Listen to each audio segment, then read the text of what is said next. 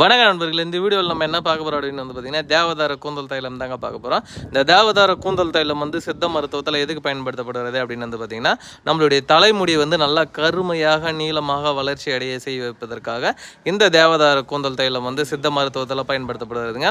இது யூஸ் பண்ணுறதுனால நம்மளுக்கு என்னென்ன நன்மைகள் ஏற்படும் அப்படின்னு பார்த்தீங்கன்னா தலைமுடி ஃபஸ்ட்டு கருப்பாகுங்க. அதேமாரி பார்த்தீங்கன்னா நல்லா நீளமாக வளர்ச்சி பெறும். அதேமாதிரி சிலருக்குலாம் தலைமுடி அங்கங்கே உடஞ்சி வீந்துடும், இல்லைனா வேரோட பிடிங்கிட்டு கொட்டிடும்.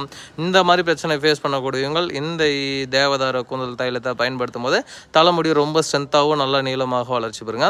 அதேமாரி வழுக்க தலையாக இருக்குது, ரொம்ப வழுக்க தெரியுது அப்படின்னா தாராளமாக இந்த எண்ணெயை ஒரு சிகப்பு வெங்காயத்தை கட் பண்ணி இந்த எண்ணெயில் நல்லா தொட்டு என்ன பண்ணிங்கன்னா அந்த இடத்துல நல்லா தடவி விட்டிங்கன்னா போதும். ஒரு 15-20 நாளில் நல்ல ஒரு முடி வளர ஆரம்பிச்சிருங்க.